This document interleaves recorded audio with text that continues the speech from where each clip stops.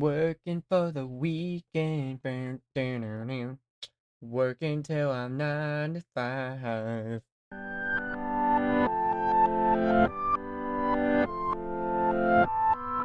Hello everyone, my name's Stonsey Boy and welcome back to Reading with Stonsey. Today we're starting on a new book titled Willodeen. I don't know what this book is about. As a matter of fact, I don't know why I bought this book. I was in a Barnes & Noble, just a couple months ago, and, looking at books. And I don't normally buy books because I have so many that I want to record for the videos. And all of a sudden, this book just looks me dead in the eyes, and the lady behind the counter goes, "It's, only $2. And I go, okay. So I pay her $2 and I get this book. I don't know why it was $2. It was the only book there that was $2. And it seems to have a cult following. So, I don't know. Very strange. So today we're reading it for book number 4 of the first 6 books for the next bookmark. I hope that the bookmark so far has been to everyone's liking. But yeah. So without further ado, let's begin. Willodeen. For Mother Earth, thanks for putting up with us. I've learned you are never too small to make a difference. Greta Thunberg. Activist, if I'm not mistaken. Willodeen by Catherine Applegate. Part 1. The little creature appears late one afternoon on an old carousel in the village of Perchance. She propped, dazed, and damp as a newborn on a saddle of wooden unicorn. She blinks then blinks some more. She makes a noise and soft squeaky growl. Her breath comes and goes with tiny gasps and sighs. Her furry paws move when she tells them to. Her head turns this way and that. She seems to be in fine condition, but where is she? And more importantly, why is she? She pats her neck, the lifeless steed. Perhaps she should wait there. Yes, that might be the best thing to do under the circumstances. She does not know herself well yet, but she seems to be a patient sort, and patience, he suspects, might serve her well, might even save her life. The creature was a maker, a boy, with nimble fingers and a tender heart. She spent hours weaving weeds and thistlestone in the milky moonlight, spinning her into existence.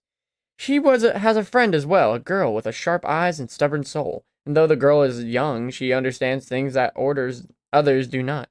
The creature on her wooden horse knows none of this, not yet. She does know all at once, with great certainty, that she is quite alive and quite alone. Chapter 1. Once upon a time, when stones were soft and stars were bits of dust, I loved a monster, and it seems so forever ago, and perhaps it was, though things weren't really so different. True, the magic was gentle then and plentiful, but it's always there, and you know where to look. The moon, after all, still smiles from time to time, and the world still spins like a dancer through the skies. In any case, the whens and wheres don't much matter. The earth is old, and we are not, and what is all you must remember. Chapter 2. I suppose I always loved strange beasts.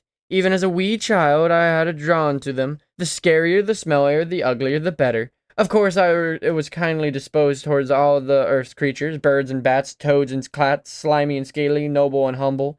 But I especially loved the unlovable ones, the ones folks called pests, vermin, monsters even.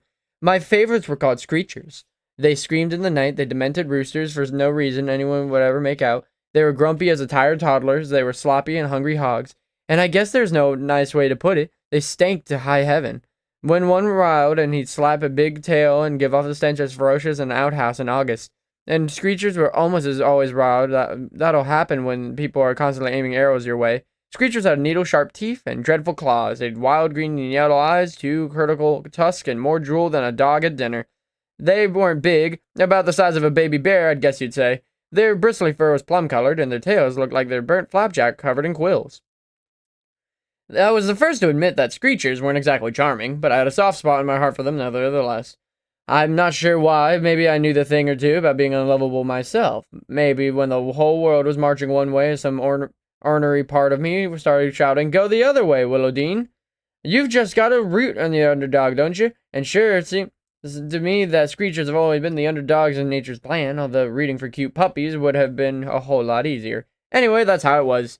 I'd like to take someone a whole lot smarter than me to tell you why we love what we love. Chapter 3. I saw my first screechers when I was 6. I was out hunting for sunberries with my pa, and I would have been at school, I suppose, but my mom and pa had long since figured out that I was happier on my own. I'd tried attending a few times, but I felt awkward and unsure about around other children, and they seemed to feel the same way about me. We didn't find a single berry. I had 'em reined in forever and a day, and the bushes were shrunk and crumbly and about to give up when Pa whispered, "Willodeen!" I followed his gaze, and here she was, my ma, Screecher curled near falling a tree, along with a tangle of 5 squirming, complaining babies. Right off, she noticed us. She whacked her tail in the dirt, hard as could be. Well, I knew she was coming next. Pa had warned me. The smell to describe, the part of 100 rotten eggs in your mind, then add some scoops of dead fish and a splash of skunk spray, you'll have the general sense of things. Ain't her fault, Pa said, coughing and sniffling. They rattle easy, poor creatures, and folks is always bothering them. But why? I asked as I wiped string tears from my eyes. Claim they eat livestock, kill pets, wild game, not with the truth of it. I see 'em eat dilly bugs and the like. Mostly they live on peacock snails, grubs, and worms. Pa rubbed his eyes. Of course, there's the matter of their odor. Some say they scare off tourists, he laughed. That might be true at least. He stepped back from the nest, nice and easy, choking on the reek. Pa smiled in spite of it all. She's just doing what she's meant to do, my girl, he told me. Caring for her own, best as she can, like us, all us mas and pas. You have thought we'd leave then, sticking as we did? But Pa pointed to a big rock nearby where he sat. Seeing we were far enough away from the moss creature to calm herself. Pa loved creatures, same as me, which is why we had so many roaming the nooks and crannies of the cottage and yard, goats and tree hair, chickens and dibbly ducks, a peaching in an ancient river otter who just no longer swim. Our endless flow of cats and dogs and long since learned not to eat the other residents. See how gentle she is, Pa said as the screecher nestled her brood. I hear 'em at night sometimes, I said. I wonder why they make a cartawol noise, all screechy and harsh. Nobody knows for sure, said Pa. Maybe they're like coyotes and wolves, just singing to the stars. Maybe, I considered the possibility. Too bad they can't carry a tune better. Pa smiled. Nature, Willodeen, knows more than we do, and we probably always will. The moss creature nudged one of the babies with her snout. I wish people didn't hate them so, I said. They were here first. When you think about it, it doesn't make sense. Pa made a sad sighing sound, one he hardly ever made, but it startled me. If you're looking for folks to make sense, my girl, he said, you may find yourself looking for a very long time indeed. Chapter 4. After washing our clothes with boiling water and last soap, my ma finally admitted defeat and burned them in the hearth. Cursed creatures, she muttered at breakfast. What in blazes you two seeing them? Can't eat 'em, taste like they smell, useless as a critter as I've ever met. I glanced across the table and noticed Pa shared a smile. Nature knows more than we do, Ma.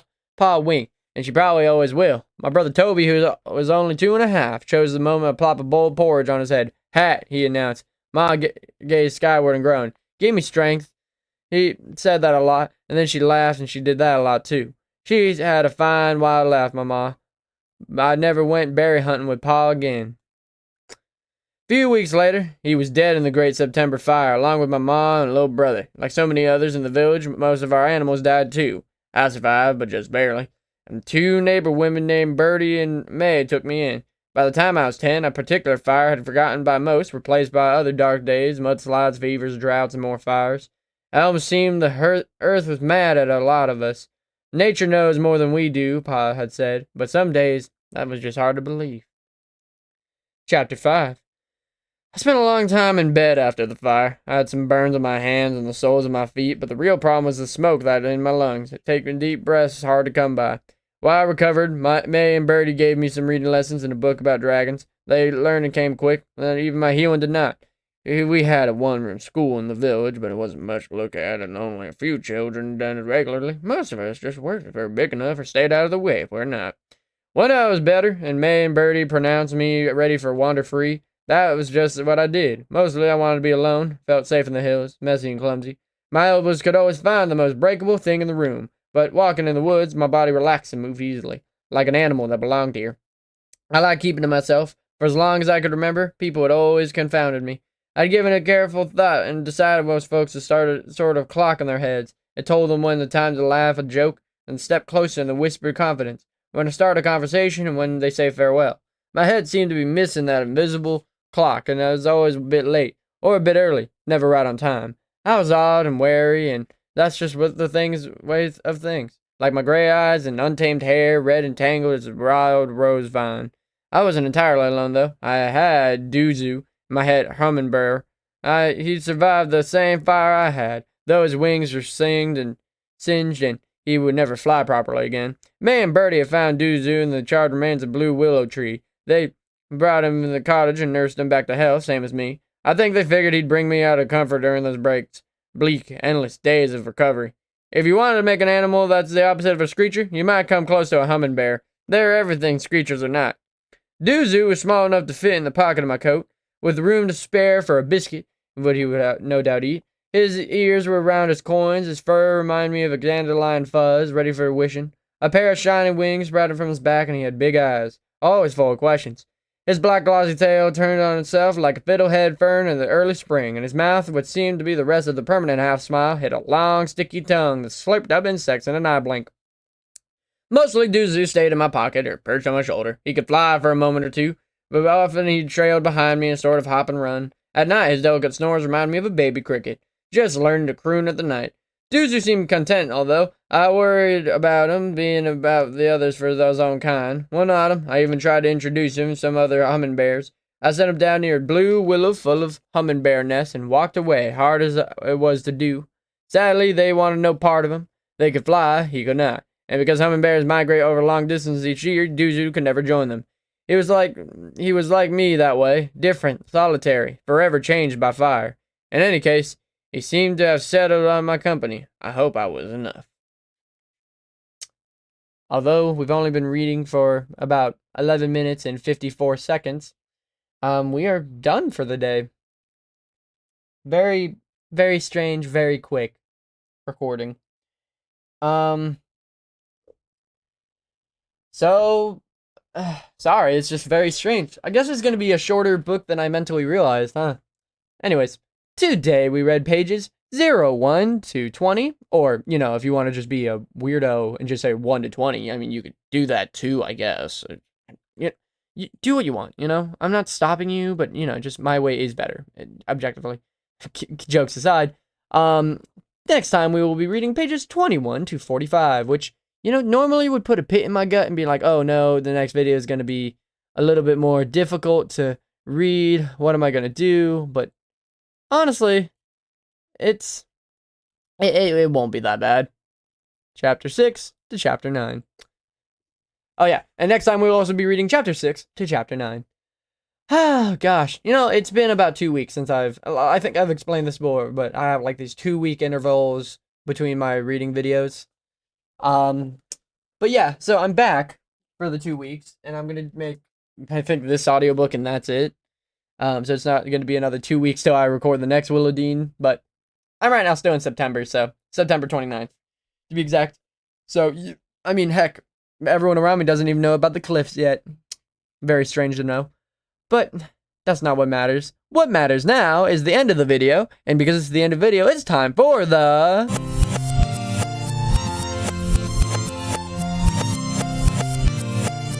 Learning Corner of the day. Doing it up Stonsey's way. Pop. Today we are starting on our new breed of animal, though I do believe it is just him and him alone. We are learning about the Spinone Italiano. I don't know how to exactly pronounce this proper. I just know that this dog is seen a lot in media. You might recognize this dog for, I don't know, many movies and many TV shows, but maybe you don't know anything about him. And, I mean, how can you not know something about this dog without knowing its history? So, the history of the Spinone Italiano is that the Spinone is one of the most early breeds of developed in pointing dog, with evidence of wire-haired pointing dogs dating as far back as the 500 BC. Dogs resembling the Spinone can be found in artwork of the 15th and 16th century Italy. Still, its exact origin remains a mystery, although some believe it arose in Celtic wire-haired stock, whereas others placed its origins in the Greek traders who brought it in Italy during the times of the Roman Empire. Unfortunately, few records remain of the breed's subsequent development, even though present-day Spinoni traced back principally to Italy's predominant region. It proved itself adept in penetrating thorny cover and finding feathered fur game.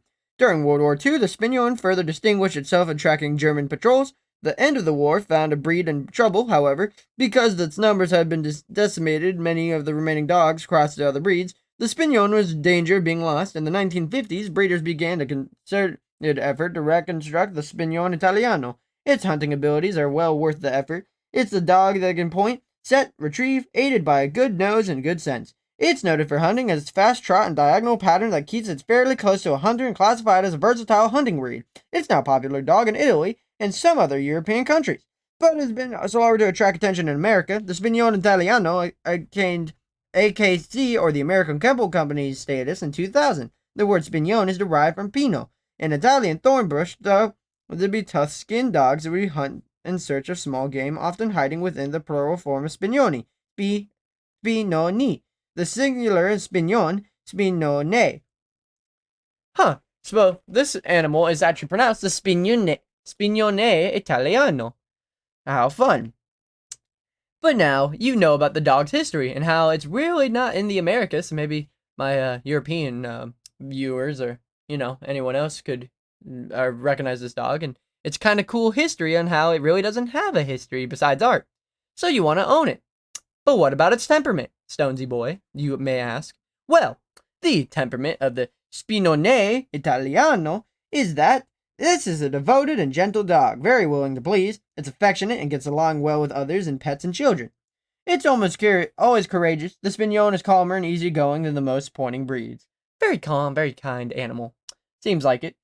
But now that you want to know now that you know the temperament, you want to know, how do I keep this dog from being the dog? So, the upkeep of the Spinone Italiano is like all other sporting dogs. The Spinone needs daily exercise. This can take the form of the long walk or good run off a leash. It can live outdoors in temperate and cool climates, but it's a family dog and prefers to share time with its people. Coat care consists of weekly brushing, plus occasional hand stripping to neaten the face and feet. Now, if you are a child listening to it, please cover your ears. Any teenagers or adults who own this type of breed, please grab yourself a notebook, or maybe just take notes mentally, however way you want to do it. For we are now going to learn about the health of the Spinone Italiano. The health of it is its major concerns are CHD, minor concerns are entropine, gastric torsion, otis externa, and cerebellar ataxia.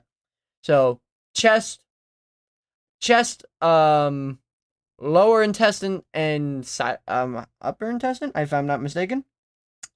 It's occasionally seen with elbow dysplasia and allergies. I think everything is occasionally seen with allergies, but maybe this dog has a certain reason why. Couldn't tell you. Suggested tests are hip and eye, though I would also say possibly body if could be. And their lifespan is 12 to 14 years. How fun. Alright, now that you know their health, anyone want to listen? But you know what?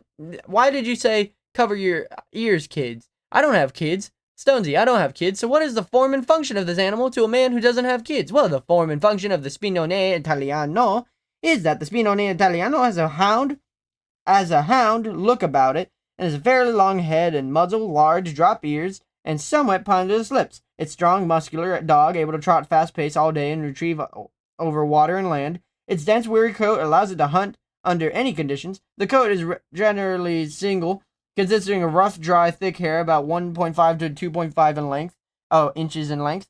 Longer hair garnishing the lips and eyebrows adds further protection in addition to adding its intelligent and gentle expression. Now, for the final part of today's video is the tier list. So, to explain this in a fast way, 5 is the best, 4 is better, 3 is average, 2 is worse, and 1 is the worstest. Cool.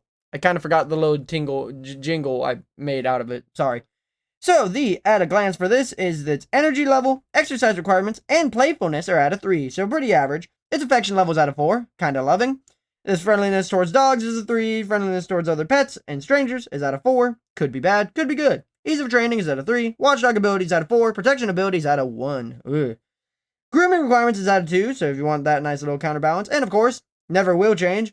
Cold tolerance and heat tolerance are at a 3, so pretty average, like every other dog.